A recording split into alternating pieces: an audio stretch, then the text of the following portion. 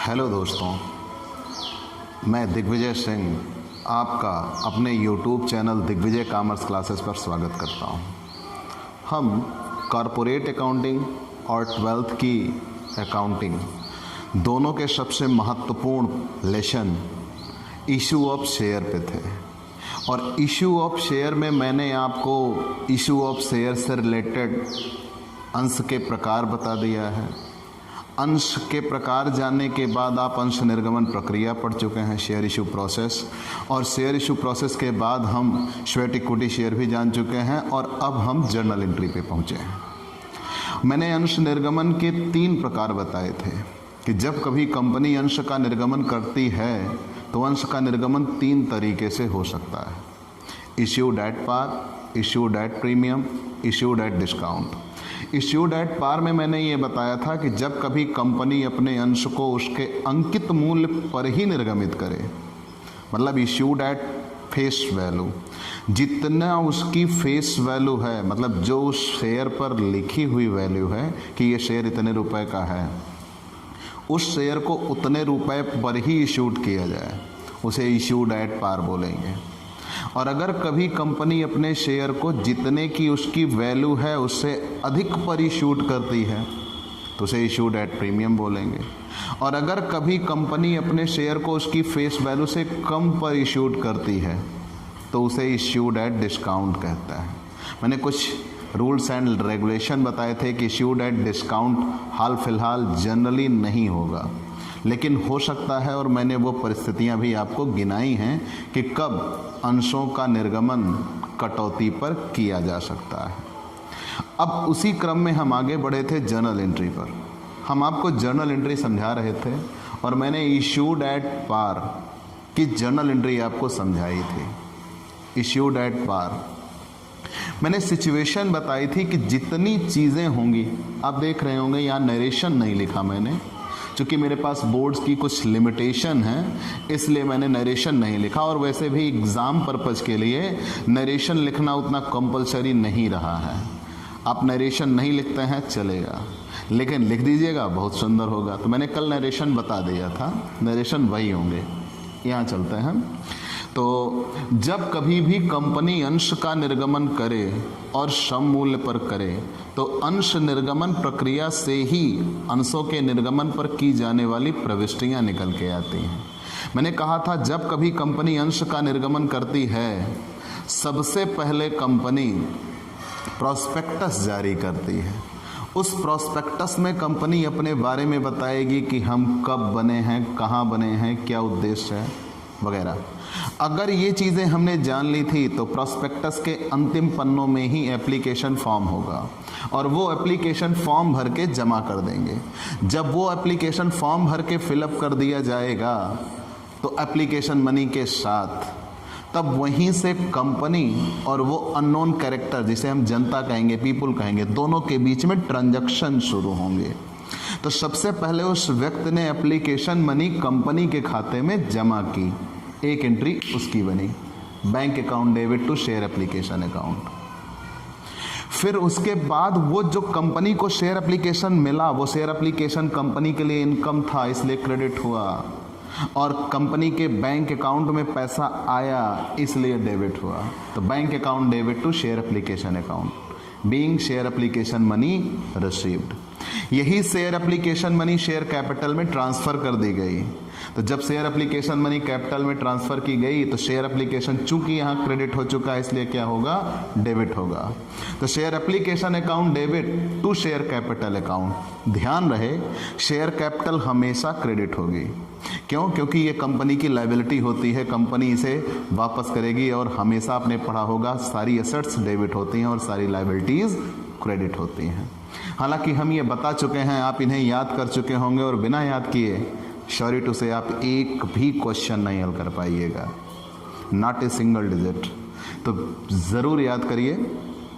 तो ये आप इतना याद रखिएगा कि कंपनी जब शेयर इशूड करती है कि स्टेप वाइज स्टेप करती है। पहले एप्लीकेशन होगा, एप्लीकेशन की 2 एंट्री आप याद कर सकते हो कि bank account debit to share application account debit to share capital must है, होंगी ही होंगी।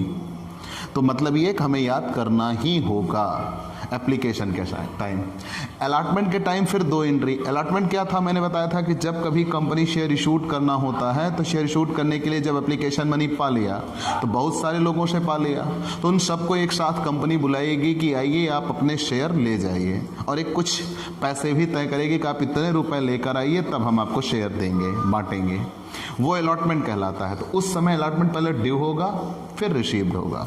तो share allotment account debit to share capital account, और जब रिसीव्ड होगा तो bank account debit to share allotment. Share allotment due हुआ तो कंपनी के लिए तब तक तो खर्च था, इसलिए डेबिट था, और कंपनी इसको कहाँ दिखाएगी, शेयर कैपिटल अकाउंट में दिखाएगी, क्योंकि कंपनी ने अलॉटमेंट का पैसा मांगा, उसे कैपिटल में भेजना है, और जब ये पैसा मिलेगा तो बैंक अकाउंट डेबिट होगा और शेयर अलॉटमेंट क्रेडिट होगा, क्योंकि अलॉटमेंट में पैसा भेज दिया जाएगा, और अलॉटमेंट क्रेडिट बन जाएंगे और उसका पैसा कैपिटल में भेजा गया है।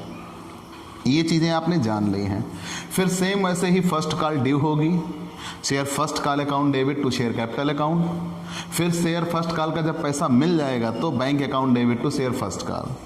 शेयर फाइनल कॉल के लिए भी वही टर्म्स होते हैं। शेयर फाइनल कॉल जो जहाँ फर्स्ट कॉल है वहाँ फाइनल कॉल हो जाएगा, तो share final call account debit to share capital, फिर bank account debit to share final call. मतलब आपको ये याद रखना है, ये पहली एंट्री एप्लीकेशन रिसीव्ड की है, दूसरी एंट्री एप्लीकेशन मनी ट्रांसफ़र की है, फिर ये अलॉटमेंट ड्यू की है, और ये एंट्री अलॉटमेंट रिसीव्ड की है।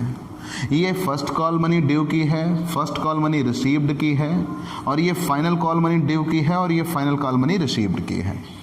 तो जनरली आप ऐसा करिए, क्वेश्चन आप देखेंगे तो वहाँ आपको ये पता लगेगा हाँ ये 10 रुपये के शेयर थे, इश्यूड हुए, 10 रुपये में इशूड हुए। पहले आप ये प्रेडिक्ट करिए, ये पकड़िए कि वो इशूड एट पार है कि इशूड एट प्रीमियम है। अगर वो इशूड एट पार है तो तुरंत इतनी जर्नल एंट्री तो होनी ही है, दैट्स कंपलसरी, डेफिनेट है, इतनी एंट्री होंगी। बस ये कम हो सकती है कि फाइनल कॉल ना हो सकता है फर्स्ट एंड फाइनल कॉल इकट्ठा हो, वो अलग चीज़ें हैं, लेकिन ये मान के चलिए कि इतनी एंट्री होंगी। कभी भी क्वेश्चन आपको मिलेगा तो क्वेश्चन में आपको ये देखना होगा कि इशूड एट पार है कि इशूड एट प्रीमियम है या इशूड एट डिस्काउंट है। अगर तय हुआ कि नहीं इशूड एट पार है तो इतनी एंट्री तो होंगी।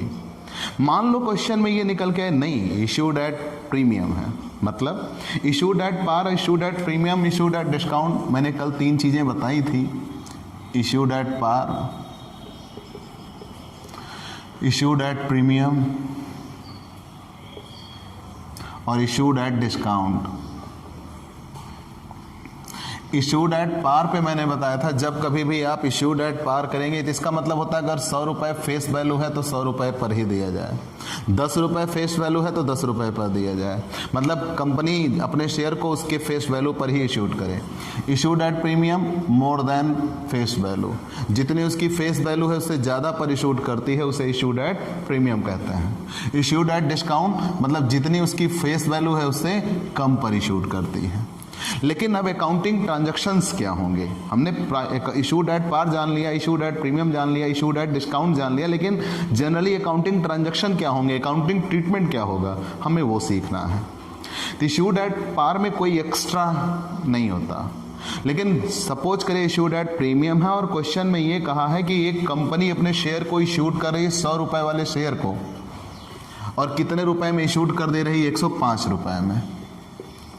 तो 100 रुपये के शेयर को 105 रुपये में इशूड कर रही है, मतलब कितने रुपए एक्स्ट्रा, 5 रुपये। वो 5 रुपये क्या कहलाएंगे, अलॉटमेंट कहलाएगा, वो सॉरी प्रीमियम कहलाएगा। लेकिन वो इंक्लूड कहाँ होगा, जैसे एप्लीकेशन पे, अलॉटमेंट पे, फर्स्ट कॉल पे, फाइनल कॉल पे।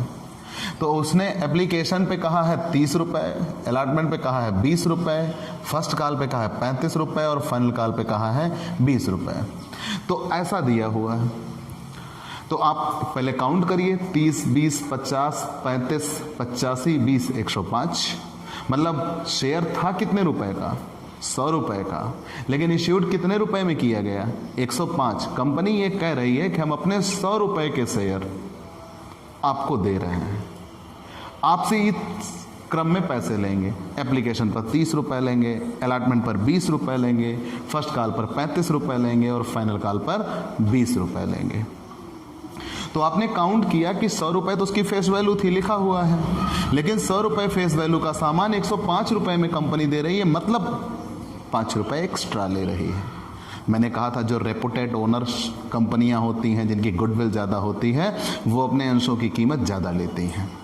तो जब कभी ऐसा हो तो यहाँ पे 5 रुपये वो प्रीमियम कहलाएगा, लेकिन वो है कहाँ? क्वेश्चन में छिपाया गया है, दिख नहीं रहा। Application, allotment, first call, final call count कर रहे हैं तो 105 हो रहा है, लेकिन वो 5 एक्स्ट्रा हुआ कहाँ? तो वो हमेशा अलॉटमेंट पर माना जाएगा अगर क्वेश्चन में कोई इंडिकेशन नहीं है तो।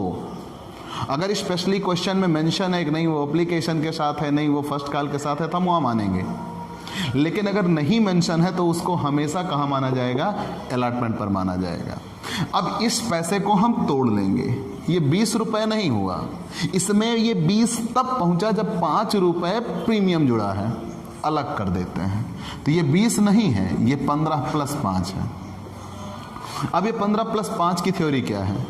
जो ये 20 रुपये है इसमें कैपिटल, ये 100 रुपये उसकी शेयर थी, एक शेयर की वैल्यू 100 रुपये थी, मतलब उसकी कैपिटल 100 रुपये होनी थी, लेकिन 100 के बदले में मांग लिए गए 105, तो वो जो 5 एक्स्ट्रा है वो प्रीमियम है। तो वो 100 रुपये कैपिटल है और 5 रुपये प्रीमियम है। तो यहाँ हम कैपिटल अलग करते हैं, 30 रुपये एप्लीकेशन में पूरा कैपिटल में ट्रांसफर होगा। अलॉटमेंट पे 20 मिला, जिसमें से केवल अब 15 कैपिटल में ट्रांसफर होगा। क्यों? क्योंकि 5 रुपये इसके क्या निकल जाएंगे? प्रीमियम के। तो इसीलिए ये 20 नहीं होता, ये 15 + 5 माना जाएगा। फिर हम फर्स्ट कॉल पे आएंगे, 35 रुपये कैपिटल में ट्रांसफर होंगे। फिर हम फाइनल कॉल पे आएंगे, 20 रुपये कैपिटल में ट्रांसफर होंगे, टोटल 105। अब अगर हम कैपिटल के हिसाब से गिने तो 30, 15, 45, 35, 80, 20, 100 और 5 रुपये प्रीमियम के, तो टोटल हो गए 105। लेकिन एंट्री में ट्रांजैक्शन होगा क्या? एप्लीकेशन पर तो कोई प्रभाव नहीं पड़ा, जैसा था वैसा हुआ कि bank account debit to share application account, share application account debit to share capital account. Same entry, चाहे इश्यूड एट पार हो, चाहे इश्यूड एट प्रीमियम हो, चाहे इश्यूड एट डिस्काउंट हो, उस पर कोई अंतर नहीं होगा, सेम एंट्री होगी। लेकिन मुद्दा यहाँ बदलेगा, यहाँ, इसीलिए मैंने थोड़ा स्पेस छोड़ रखा था। तो जब आप पहले ड्यू करेंगे तो आप उससे कितने रुपए मांग रहे हो? शेयर होल्डर से 20 रुपए मांग रहे हो। क्यों? 15 रुपए कैपिटल के और 5 रुपए प्रीमियम के। तो आप ये दिखाओगे शेयर अलॉटमेंट अकाउंट डेबिट कितने रुपए से? 20 रुपए से। तो शेयर अलॉटमेंट का पैसा आप भेजेंगे शेयर कैपिटल में, लेकिन कैपिटल में आप कितने रुपए दिखा सकते हैं? केवल और केवल कितने रुपए? 15 रुपए। अब दोनों होने चाहिए बराबर। अकॉर्डिंग टू ल्यूकास पेशियोली साहब डबल एंट्री सिस्टम, दोनों पक्ष बराबर होने चाहिए। तो अब अगर अलॉटमेंट 20 रुपये था, कैपिटल 15 रुपये ही है, वो 5 रुपये जो एक्स्ट्रा है वो सिक्योरिटी प्रीमियम है, वो सिक्योरिटी प्रीमियम रिजर्व लिखा जाएगा। सिक्योरिटी प्रीमियम रिजर्व अकाउंट लिख के यहाँ दिखा दिया जाएगा। तो नॉर्मली रूल क्या बना? सारी जर्नल एंट्रीज जो एप्लीकेशन के जो सारी जर्नल एंट्रीज जो इशूड एट पार थी वो सारी एंट्री होंगी। बस जब अलॉटमेंट ड्यू हुआ था वही जर्नल एंट्री बदल दी जाएगी। बदली क्या जाएगी? उसमें एक शब्द और जुड़ जाएगा, इशूड एट पार के स्थान पे जब इशूड एट प्रीमियम होगा तो सिक्योरिटी प्रीमियम रिजर्व अलग से आ जाता है। और ध्यान रहे बच्चों, सिक्योरिटी प्रीमियम जब कभी भी दिखाया जाएगा वो हमेशा शेयर कैपिटल के नीचे ही दिखाया जाएगा। तो यहाँ पे अलॉटमेंट में पैसा ड्यू हुआ 20 रुपये, जिसमें कैपिटल के ड्यू हुए 15 रुपये और प्रीमियम के ड्यू हुए 5 रुपये। अब यहाँ जब पैसा मिलने की बारी आएगी तो टोटल 20 दिखाएंगे, फिर उसमें वो इंक्लूड हो जाएगा। लेकिन जो सिक्योरिटी प्रीमियम दिखाया जाएगा वो कहाँ दिखाया जाएगा? अलॉटमेंट ड्यू होने पे। तो पूरी जर्नल एंट्री आपको फिर से बनाने की ज़रूरत नहीं है। अब ये इशूड एट पार नहीं है, अब यही जर्नल एंट्री क्या हो गई? इशूड एट प्रीमियम हो गई। यही जर्नल एंट्री अब इशूड एट प्रीमियम हो गई। ध्यान रहे बच्चों, क्वेश्चन में आता है कि अंश से आप क्या समझते हैं, वो हम आपको बता चुके हैं। और अंशों के निर्गमन पर की जाने वाली प्रविष्टियां बताइए। आपसे क्वेश्चन पूछा जाएगा, अंश से आप क्या समझते हैं, अंशों के निर्गमन पर की जाने वाली प्रविष्टियां बताइए। जब कभी आपसे ऐसा क्वेश्चन किया जाए कि अंश से आप क्या समझते हैं, अंशों के निर्गमन पर की जाने वाली प्रविष्टियां बताइए, तो आप बताइएगा अंश से आप क्या समझते हैं। और अंश का निर्गमन 3 तरीके से होता है। जब अंश का निर्गमन 3 तरीके से होता है, तीनों की आपको प्रविष्टियां बतानी है। जब आप तीनों की प्रविष्टियां बताएंगे तो उन तीनों की प्रविष्टियों में इशूड एट पार तो कल बता चुका था मैं, ये इशूड एट प्रीमियम है। अब आप एक इशूड एट डिस्काउंट देखेंगे, लेकिन आप देख रहे हैं सारी एंट्री तो सेम है, केवल एक एंट्री बदली, तो आप वहां पे इशूड एट पार की पूरी एंट्री बताइए और फिर ये बताइए कि सारी एंट्रियां वही रहेंगी इशूड एट प्रीमियम में भी। केवल जब आवंटन देय होता है तो वो एंट्री बदल दी जाएगी। तो इसलिए यहां आप इसको ऐसे अलग से भी दिखा सकते हो, इसलिए यहां इसे आप अलग से भी दिखा सकते हो कि सारी जर्नल एंट्री तो वही रहती हैं, केवल एक एंट्री बदल जाएगी। और जहां पे शेयर अलॉटमेंट अकाउंट डेबिट था ही, share allotment account debit, share allotment account debit to share capital, और टू शेयर कैपिटल के नीचे ही आ जाएगा टू सिक्योरिटी प्रीमियम रिजर्व। मतलब सब कुछ वही रहेगा, केवल और केवल आपको ये ध्यान में देना होगा कि जितना अलॉटमेंट था, अलॉटमेंट में प्रीमियम जुड़ जाएगा, तो शेयर अलॉटमेंट ड्यू होने पर जो एंट्री होती थी उस एंट्री में सिक्योरिटी प्रीमियम भी दिखाना होगा। लेकिन सिक्योरिटी प्रीमियम जो आएगा वो हमेशा शेयर कैपिटल के नीचे आएगा। लेकिन बात एक बनी, क्या ऑलवेज ऐसा होगा? नहीं, मैंने कहा अगर क्वेश्चन में कुछ ना लिखा हो तो हम अलॉटमेंट पे मानते हैं। दूसरी बात यह है कि मैक्सिमम अलॉटमेंट पर ही दिया होगा। लेकिन कुछ एक क्वेश्चन ऐसा होगा जिसमें यह होगा कि एप्लीकेशन पर प्रीमियम है। तो जब कभी कंपनियां बहुत ज़्यादा हाईली रेपुटेड होती हैं तो एप्लीकेशन पर भी प्रीमियम लेती हैं। तो जब वो एप्लीकेशन पर भी प्रीमियम लेती हैं, जैसे ये मान लीजिए अभी जियो का बोलबाला है, हर जगह भाई जियो दिख रहा है। अब अगर ये अपने शेयर शूट करेंगे तो ये एप्लीकेशन पर भी प्रीमियम ले सकता है। मतलब जिनमें नॉर्मली रेट ऑफ डिविडेंड बहुत ज़्यादा होता है, वो रेट ऑफ डिविडेंड ज़्यादा होने की वजह से वो हाईली रेपुटेड होते हैं और उनकी क्या हमेशा प्रीमियम वो एप्लीकेशन पर भी ले लेंगे। तो जब कभी प्रीमियम एप्लीकेशन पर जुड़ेगा तो एंट्री क्या होगी? Bank account debit to share application, कोई अंतर नहीं। लेकिन यहां जब आएंगे share application account debit to share capital, just इसके नीचे टू सिक्योरिटी प्रीमियम लग जाएगा। मैंने बार बार कहा है, जिस किसी अमाउंट में प्रीमियम जोड़ा जाएगा, आपके पास 4 चीजें हैं, application, allotment, first call, final call. जहां कहीं प्रीमियम जुड़ेगा, चाहे वो एप्लीकेशन में जुड़े, चाहे वो अलॉटमेंट में जुड़े, चाहे फर्स्ट कॉल में जुड़े, चाहे फाइनल कॉल में जुड़े, जिस जगह प्रीमियम जुड़ेगा उस जगह शेयर कैपिटल के नीचे सिक्योरिटी प्रीमियम रिजर्व दिखाया जाएगा। इतना ही नियम है। और जब सिक्योरिटी प्रीमियम रिजर्व मिल जाएगा तो ये बैलेंस शीट में अकाउंटिंग ट्रीटमेंट में इसको रिजर्व एंड सरप्लस में हम दिखाते हैं। रिजर्व एंड सरप्लस में सिक्योरिटी प्रीमियम दिखाया जाएगा। वो जब हम बैलेंस शीट बताएंगे तब आपको मिल जाएगा। अब हम आते हैं इश्यूड एट डिस्काउंट पर की जाने वाली प्रविष्टियां। हम जर्नल एंट्रीज पढ़ चुके हैं, issued at par, issued at premium, 2 entries clear हो चुकी हैं। अगर इश्यूड एट डिस्काउंट हो तब क्या होगा? तो सबसे पहली चीज हम इश्यूड एट पार को ही बेस माने। इश्यूड एट पार को ही बेस माने मतलब ये एंट्रीज तो हमेशा होती हैं। उसी बेस से हमने इश्यूड एट प्रीमियम के लिए बदल दिया था। तो ये बदला क्या कि सारी journal entries issued at par की ही होती हैं, सारी जर्नल एंट्रीज। केवल एक जर्नल एंट्रीज बदली, जहां पे शेयर अलॉटमेंट था वहां पे शेयर अलॉटमेंट ड्यू हुआ तो शेयर कैपिटल के नीचे सिक्योरिटी प्रीमियम भी दिखाया गया था। अब हम इस पे आ जाते हैं।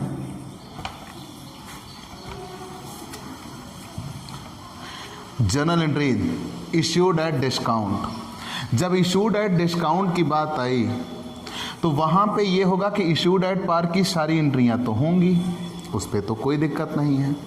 लेकिन जब कभी इश्यूड एट डिस्काउंट हो, सपोज करिए एक 100 रुपए का शेयर है और उस 100 रुपए का शेयर उसकी फेस वैल्यू से कम पर इशूड किया जा रहा है, जैसे application, allotment, first call, final call. Application पर 30 रुपये, अलॉटमेंट पर 20 रुपये, फर्स्ट कॉल पर 20 रुपये, फाइनल कॉल पर 20 रुपये।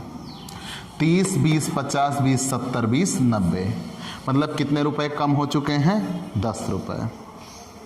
डेफिनेशन क्या बनती है कि जब कभी कंपनी अपने अंशों को उनके अंकित मूल्य से कम पर निर्गमित करे, जब कभी कंपनी अपने अंशों को उनके अंकित मूल्य से कम पर निर्गमित करे तो उसे इश्यूड एट डिस्काउंट कहते हैं, कटौती पर निर्गमन, बट्टे पर निर्गमन कहते हैं।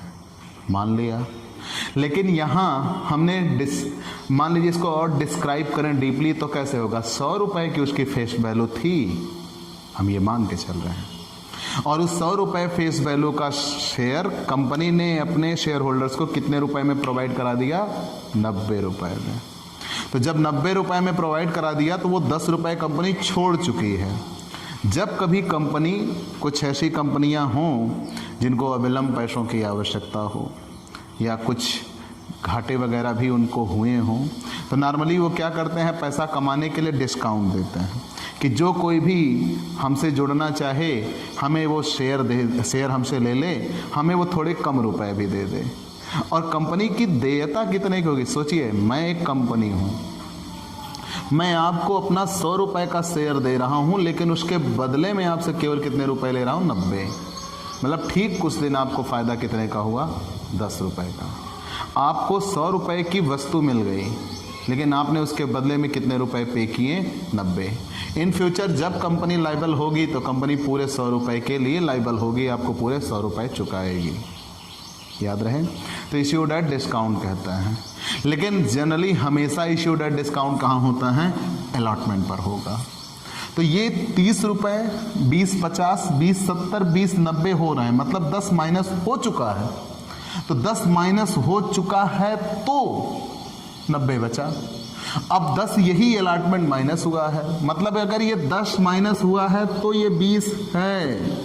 अगर 10 माइनस ना हुआ होता तो ये कितने रुपए होता? 30 रुपये और 10 रुपये डिस्काउंट। मैंने अभी कहा था पिछले टर्म्स में कि कैपिटल और प्रीमियम को अलग करेंगे, यहाँ कैपिटल और डिस्काउंट को अलग अलग दिखाएंगे। तो कैपिटल तो थी पूरे 100 रुपये, डिस्काउंट निकल गया 10 रुपये, बचे कितने रुपए? 90 रुपये। अब यहाँ काउंट करते हैं, 30, 30, 60, 20, 80, 20, 100, कैपिटल पूरे 100, लेकिन डिस्काउंट कितने रुपए? 10, तो बना कितने रुपए? 90। ऐसे डिस्काउंट निकाला जाता है। तो नॉर्मली हमें करना क्या होगा? किसी भी क्वेश्चन को देख के सबसे पहले उसके application, allotment, first call, final call जितना होगा उसको ऐड कर लेंगे। Application, allotment, first call, final call अगर जोड़कर उसके फेस वैल्यू के बराबर ही हो रहा है, जितने रुपए का अंश है, एट पार है, वो सब मूल पर निर्गमन है। अगर कभी हमने उसकी पूरी वैल्यू जोड़ी, application, allotment, first call, final call जोड़ा और उसकी वैल्यू ज़्यादा निकल गई उसकी फेस वैल्यू से, तो एट प्रीमियम है। और अगर application, allotment, first call, final call जोड़कर उसकी वैल्यू से कम निकले तो उसे इश्यूड एट डिस्काउंट कहेंगे। और डिस्काउंट हमेशा कहाँ माना जाएगा? अलॉटमेंट पर माना जाएगा। अब जनरल एंट्री क्या होगी? एप्लीकेशन के लिए तो वही एंट्री होगी, bank account debit to share application account, कोई दिक्कत नहीं। एट पार पर भी वही एंट्री हुई थी, एट प्रीमियम पर भी वही एंट्री हुई थी, एट डिस्काउंट पर भी वही एंट्री होगी, कोई बदलाव नहीं होगा। Bank account debit to share application, company को एप्लीकेशन का पैसा मिल जाएगा। अब कंपनी को जब एप्लीकेशन का पैसा मिल जाएगा, कंपनी इस एप्लीकेशन के पैसे को शेयर कैपिटल में ट्रांसफ़र करती है, उस पर भी कोई बदलाव नहीं हुआ। सेम जनरल एंट्री तीनों बार के लिए। अब अगर हम आगे चलते हैं, यही एक एंट्री प्रीमियम के लिए बदली थी और यही एक एंट्री डिस्काउंट के लिए भी बदली जाएगी। डिस्काउंट होता क्या है? कंपनी को उससे फायदा होगा कि घाटा? प्रीमियम से कंपनी का क्या था? प्रीमियम से कंपनी का फायदा था। कंपनी गुडविल थी, कंपनी ने रेपुटेशन कमाई थी, उसकी वजह से कंपनी ने दिया सामान 100 का, लिए 110, 105, 120, कंपनी ने ज़्यादा लिया और कंपनी लाइबिलिटी केवल 100 की दिखा रही है, मतलब ले रहे हैं 120, लाइबल हैं 100 के, 20 फायदा हुआ। लेकिन तो वो फायदा आपने क्या किया था? क्रेडिट किया था और हमेशा शेयर कैपिटल के नीचे दिखाया गया। लेकिन जब कभी डिस्काउंट होगा तो डिस्काउंट का मैटर ये है कि कंपनी ने अपने कुछ रुपए आपके लिए क्या कर दिए हैं? छोड़ दिए हैं। जब कंपनी ने अपने कुछ रुपए आपके लिए छोड़ दिए हैं तो ये कंपनी का लॉस होगा।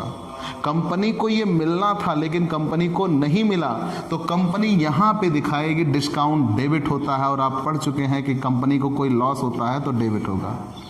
लेकिन आप ये और एक नियम याद रखिए, केवल डिस्काउंट नहीं दिखा सकते, यहाँ पे आपको पूरा दिखाना होगा discount on issue of share. एक बात और, ऐसा क्यों? जनरली आप जब केवल डिस्काउंट लिखते हो, होगा डेबिट ही, कि जब कभी कंपनी डिस्काउंट देगी तो जितना डिस्काउंट होगा वो डिस्काउंट डेबिट हो जाएगा, जितने का डिस्काउंट होगा डिस्काउंट डेबिट होगा। लेकिन डिस्काउंट तो डेबिट होगा, मान लिया, लेकिन यहाँ डिस्काउंट ना लगकर पूरा क्यों लिखा गया discount on issue of share? केवल डिस्काउंट लिखा हो तो वो प्रॉफिट लॉस का आइटम होता है। प्रॉफिट लॉस का आइटम होने का मतलब क्या है कि वो जनरली नॉमिनल अकाउंट के जैसा ट्रीट होगा, नॉमिनल अकाउंट ट्रीट होने के बाद वो पीएल में दिखाया जाता है। लेकिन जो discount on issue of share लिखा होता है ये बैलेंस शीट का आइटम होता है। ये कंपनी के लिए फिक्टिशियस असेट्स होती हैं, कंपनी के लिए फिक्टिशियस असेट्स होती हैं। अभी जिक्र हुआ है फिक्टिशियस असेट्स का, अभी हम उसे भी डिस्क्राइब करेंगे। तो ये कंपनी के लिए फिक्टिशियस असेट्स होंगी और इनको कंपनी हमेशा, कंपनी के लिए ये संपत्तियों के रूप में आए और डेबिट हुए। ठीक, अब आप कह रहे होंगे एक तरफ तो घाटा एक तरफ संपत्तियां। जी बेटा, हालांकि दोनों डेबिट होते हैं, debit all expenses and losses. संपत्तियां डेबिट, ऑल असेट्स जितनी होती हैं डेबिट होती हैं, मतलब रूल वही है। तो नियम यह है कि जब कभी कंपनी ने अपने कुछ पैसे छोड़े, तो जब कभी कंपनी ने अपने कुछ पैसे छोड़े तो उसे हम डिस्काउंट कहेंगे। लेकिन वो डिस्काउंट केवल न लिखकर क्या लिखा जाएगा, discount on issue of share लिखा जाएगा। और discount on issue of share जो होगा वो बैलेंस शीट का आइटम होगा, फिक्टिशियस असेट्स होगा, और बैलेंस शीट के असेट सेक्शन में अदर नॉन करंट असेट्स में दिखाया जाएगा। अब आप पढ़ेंगे जो बैलेंस शीट होगी कंपनी अधिनियम 2013 की धारा 129 के अनुसार, जो उसके थर्ड सेक्शन में अनुसूची 3 में दी गई है कि फर्स्ट हाफ में बैलेंस शीट दी गई है। तो वहाँ पे जब आप देखिएगा तो बैलेंस शीट अब हॉरिजॉन्टल ना बनाकर वर्टिकल बनाई जाती है। और जब बैलेंस शीट वर्टिकल बनाई जाएगी तो उस वर्टिकल में बैलेंस शीट यूँ दिखाई जाती है। एक पहले असेट्स, एक लाइबिलिटीज़ पहले होंगी, लाइबिलिटीज़ के बाद असेट्स दिखाई जाएंगी। और जब असेट्स हम दिखाएंगे, असेट्स में सबसे पहले हम दिखाएंगे नॉन करंट असेट्स, में फिक्स्ड असेट्स, में टेंजिबल असेट्स और इनटेंजिबल असेट्स, और उसके बाद हम आएंगे अदर नॉन करंट असेट्स। जब हम अदर नॉन करंट असेट दिखाएंगे वहाँ दिखाना होगा discount on issue of share. हम बैलेंस शीट डिस्क्राइब करेंगे आपको अगले वीडियो में कि बैलेंस शीट में क्या क्या होगा, उसके बारे में आप बेफिक्र रहिए। अभी आप सिर्फ जर्नल एंट्री सीखिए। तो जर्नल एंट्री में ये था कि bank account debit to share application, application का पैसा मिल गया, एप्लीकेशन का पैसा कैपिटल में ट्रांसफ़र कर दिया गया, तो share application account debit to share capital account. Allotment due हुआ, जब अलॉटमेंट ड्यू हुआ तो उसी दिन डिस्काउंट दिखाया गया, उसी दिन डिस्काउंट दिखाया गया, और डिस्काउंट भी क्या हुआ, डेबिट हुआ, क्योंकि ये कंपनी के लिए लॉस बन के आया। अब पैसा मिलेगा bank account debit to share allotment, कितने रुपए मिलेंगे? यहाँ कंपनी 30 कैपिटल थी, 20 टोटल 100 थी, लेकिन 90 मांग रही है। तो यहाँ जब पैसा मिलने की बारी आएगी तो 30 से ना मिलकर कितने रुपए से मिलेगा, 20 रुपए से। मतलब यहाँ जब मिलने की बारी आएगी तो डिस्काउंट घटा कर दिखाया जाएगा। फिर उसके बाद शेयर फर्स्ट कॉल ड्यू होगी, शेयर फर्स्ट कॉल ड्यू होगी, शेयर कैपिटल में भेज देंगे, शेयर फर्स्ट कॉल का पैसा मिलेगा। फिर शेयर फाइनल कॉल ड्यू होगी, शेयर कैपिटल में भेजेंगे, फिर शेयर फाइनल कॉल का पैसा मिलेगा। वो तो सारी वही एंट्रियां बनेंगी जो इशूड एट पार थी। अब ये जब एंट्री इतना करेक्शन हो गया इस एंट्री का, तो ये एंट्री फिर इशूड एट पार ना रही, ये क्या बन गई, इशूड एट डिस्काउंट बन गई। ये एंट्री बन चुकी है इशूड एट डिस्काउंट। उम्मीद है आपको ये समझ में आ चुका होगा। तो आप फिर से याद कर लीजिए, पहले पूरी entries normal, bank account debit to share application account debit to share capital account application के लिए। अलॉटमेंट के लिए share allotment account debit to share capital account, bank account debit to share allotment. Share first call के लिए share first call account debit to share capital account, bank account debit to share first call. Share final call के लिए share final call account debit to share capital account और bank account debit to share final call. सारी entries issued at par की थी। सारी entry वही issued at premium के लिए भी होंगी, केवल जहां अलॉटमेंट था share allotment account debit to share capital account to share security premium reserve दिखाया जाएगा। और जब डिस्काउंट होगा तो वही अलॉटमेंट की एंट्री बदलेगी। मतलब ये थर्ड एंट्री, आप इसे नंबरिंग कर सकते हो, first, second, third, fourth, fifth, six, seven, eight, केवल थर्ड एंट्री बदली गई, चाहे डिस्काउंट हो चाहे प्रीमियम हो। जब डिस्काउंट होगा तो ये थर्ड एंट्री बदल के यहाँ share allotment account debit discount on issue of share account debit to share capital account. अब ये एंट्रीज आप स्क्रीनशॉट ले सकते हैं, वेट फ्यू सेकेंड। ये इशूड एट डिस्काउंट है, कंफर्म। आगे चलते हैं।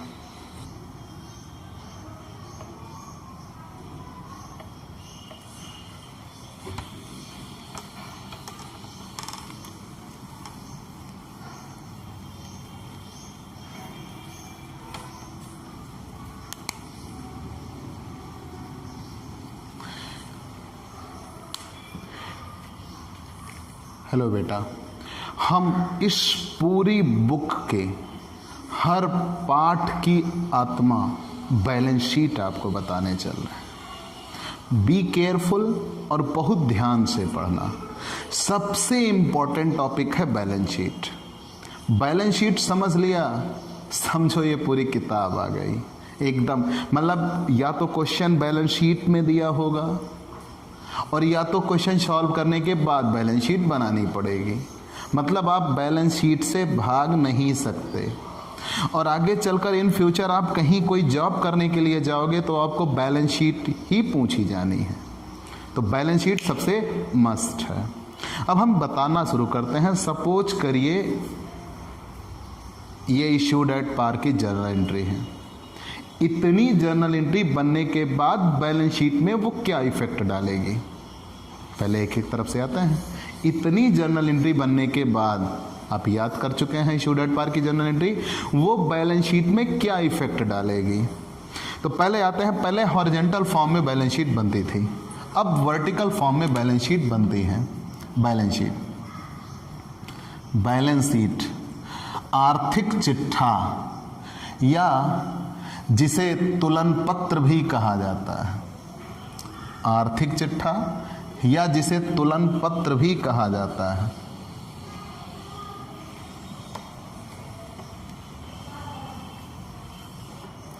बैलेंस शीट, आर्थिक चिट्ठा। बैलेंस शीट के लिए ये इतने कॉलम बनेंगे, ये इतने कॉलम बनेंगे। एक तरफ से आते हैं, पहले ये जान लेते हैं आखिर ये है क्या। बैलेंस शीट कंपनी अधिनियम 2013 की धारा 129 की अनुसूची 3 के पहले हाफ में दिखाई गई है। ध्यान देना फिर से, कंपनी अधिनियम 2013 की अनुसूची की धारा 129 की अनुसूची 3 के पहले हाफ में बैलेंस शीट दिखाई गई है। हम जनरली बैलेंस शीट में एक कॉलम सीरियल नंबर के लिए रखेंगे, एक कॉलम पार्टिकुलर के लिए होगा, एक कॉलम नोट टू अकाउंट का होगा, note number, note to account, और एक कॉलम ये करंट रिपोर्टिंग पीरियड का होगा और एक column figures previous reporting period का होगा। जान लीजिए, ये हम सीरियल नंबर कह रहे हैं, ये हम पार्टिकुलर कह रहे हैं, इसे हम नोट टू अकाउंट कह रहे हैं, नोट टू अकाउंट। ये करंट रिपोर्टिंग पीरियड का अमाउंट होगा, करंट रिपोर्टिंग पीरियड, और ये प्रीवियस रिपोर्टिंग पीरियड का अमाउंट होगा।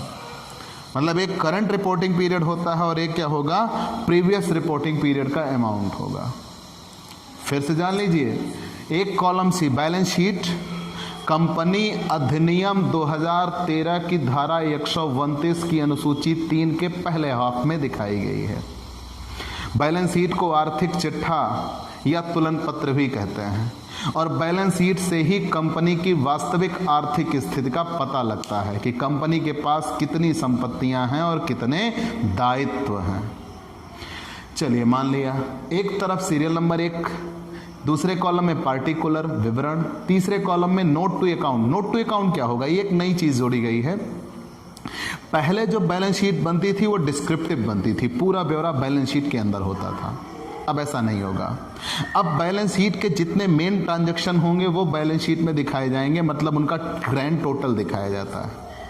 जैसे एक सिंपल से लॉजिक में हम समझाते हैं कि करंट असेट्स, अब मान लो आपके पास कैश भी है, बैंक भी है, स्टॉक भी है और अदर कोई बिल्स रिसीवेबल वगैरह है, ये डेटर हैं, ये सब करंट असेट्स में आ रहे हैं। लेकिन जब हम बैलेंस शीट में दिखाएंगे तो अब सबको जोड़ के एक हेडिंग में दिखा देंगे करंट असेट्स। अब सबको अलग अलग नहीं दिखाते, तो वो यहां तो ग्रैंड टोटल दिखेगा, लेकिन ये आते कहां से? तो इनका पूरा डिस्क्रिप्शन, पूरा ब्यौरा नोट टू अकाउंट में दिखाया जाता है और ये note to account balance sheet बनने के बाद बनता है। तो हाल फिलहाल अभी आप बैलेंस शीट सीखेंगे, वो क्वेश्चन में हम सिखा देंगे कि इसका नोट टू अकाउंट क्या होगा, कैसे होगा। तो सबसे पहले जब बैलेंस शीट आप बनाना शुरू करेंगे तो यहां पहली हेडिंग आपको मिलेगी equity and liabilities. Equity and liabilities, equity and liabilities आपके समझने के लिए ही हम यह दिखा रहे हैं। यहां एक दूसरी तरफ क्या होगा? असेट्स। दो पक्षों में बांट दिया गया है। मतलब ये कि पहले आप हॉरिजॉन्टल पढ़ते थे तो एक तरफ असेट्स होती थी, एक तरफ लायबिलिटीज होती थी। अब भी कुछ वैसा ही है, बस वो हॉरिजॉन्टल फॉर्म था, अब ये क्या कर दिया गया? वर्टिकल कर दिया गया। अब इक्विटी एंड लायबिलिटीज सबसे ऊपर, असेट्स नीचे, और दोनों के जोड़ बराबर आने चाहिए। आगे आते हैं तो इक्विटी एंड लायबिलिटीज के बाद यहां सबसे पहले क्या दिखाया जाएगा? Share holders fund. अभी हम सिर्फ शेयर पार्ट के लिए जितनी बैलेंस शीट की आवश्यकता है उतनी ही हम दिखाएंगे, शेयर होल्डर्स फंड। अब शेयर होल्डर फंड्स में दिखाया जाएगा share capital. Share holder funds में क्या दिखाया जाएगा? Share capital. अब शेयर कैपिटल दिखाने के बाद यही दिखाया जाएगा reserve and surplus, reserve and surplus. फिर शेयर कैपिटल के साथ साथ यहां एक हेडिंग पड़ती है non current liability, non current liability, और यहां एक हेडिंग पड़ती है करेंट लायबिलिटी, करेंट लायबिलिटी, एक हेडिंग पड़ती है करेंट लायबिलिटी, और इनका ग्रैंड टोटल कर लिया जाएगा।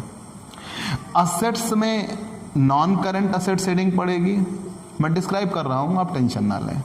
Non current assets, non current assets में फिक्स्ड असेट्स, फिक्स्ड असेट्स में tangible intangible, tangible assets, intangible assets, intangible assets. Fix assets के बाद other non current assets, other non current assets, और अदर नॉन करंट असेट्स के बाद current assets, current assets. इसका grand total लग जाएगा। आते हैं बच्चों, देखिए आपने ये जाना होगा बैलेंस शीट बनाते हैं, क्यों बनाते हैं?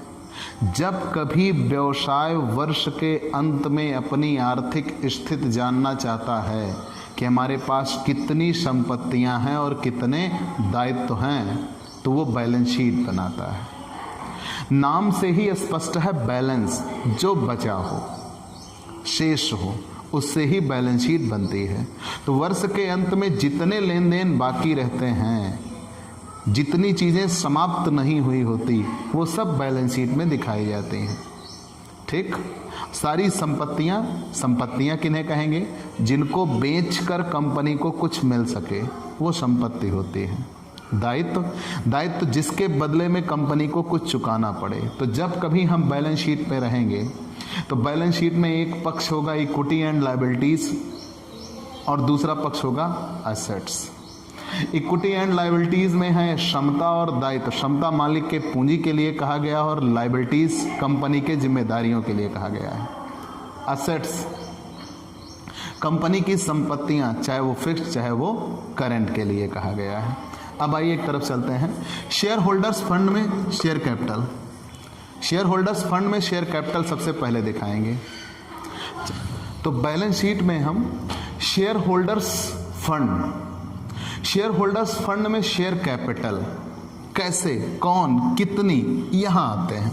आप तनिक इस एंट्री पे देखिए, क्या बचा क्या समाप्त हुआ, उससे ही यहां दिखा के आएगा। बैंक अकाउंट डेबिट हुआ है, कंपनी के पास पैसा आया। शेयर एप्लीकेशन का पैसा आया, शेयर एप्लीकेशन यहां क्रेडिट हुआ, यहां क्रेडिट हुआ, लेकिन यही शेयर एप्लीकेशन यहां डेबिट हुआ है सेम अमाउंट से। तो ये एप्लीकेशन इस एप्लीकेशन को समाप्त कर देगा। ठीक, मतलब जितने से वो क्रेडिट हुआ है उतने से ही वो डेबिट हुआ, तो वो खत्म हो गया, जीरो, शून्य, तो बैलेंस शीट में नहीं जाएगा। बैंक अकाउंट था, है, यहां हम शेयर अलॉटमेंट पे पहुंचे। शेयर अलॉटमेंट डेबिट हुआ है, शेयर अलॉटमेंट डेबिट होने के साथ यहां शेयर अलॉटमेंट क्रेडिट हुआ है सेम अमाउंट से, ये भी खत्म। मतलब जितने से डेबिट है और जितने से क्रेडिट है, ये तराजू के दो पलड़े हैं, दोनों बराबर होते हैं, एक डेबिट होता है और दूसरा क्रेडिट होता है। अगर दोनों बराबर हैं तो खत्म हो गया। मतलब सेम 500 रुपये उसके पास, सेम 500 रुपये इसके पास, सब कहानी खत्म, आगे बढ़ गए। भाई एक अकाउंटिंग ट्रांजेक्शन है, अगर सेम अमाउंट डेबिट में है और सेम अमाउंट क्रेडिट में है तो उसका बैलेंस क्या आता है, जीरो आता है। शेयर फर्स्ट कॉल यहाँ डेबिट है, शेयर फर्स्ट कॉल यहाँ क्रेडिट है सेम अमाउंट से, खत्म। शेयर फाइनल कॉल यहाँ डेबिट है और शेयर फाइनल कॉल यहाँ क्रेडिट है, खत्म। अब अगर आप देखें तो बैंक अकाउंट यहाँ डेबिट है, बैंक अकाउंट यहाँ डेबिट है, बैंक अकाउंट यहाँ डेबिट है और बैंक अकाउंट यहाँ डेबिट है। ये सारे बैंक अकाउंट जुड़ जाएंगे। और इधर देखिए, शेयर कैपिटल यहाँ क्रेडिट है, शेयर कैपिटल यहाँ क्रेडिट है, शेयर कैपिटल यहाँ क्रेडिट है और शेयर कैपिटल यहाँ क्रेडिट है।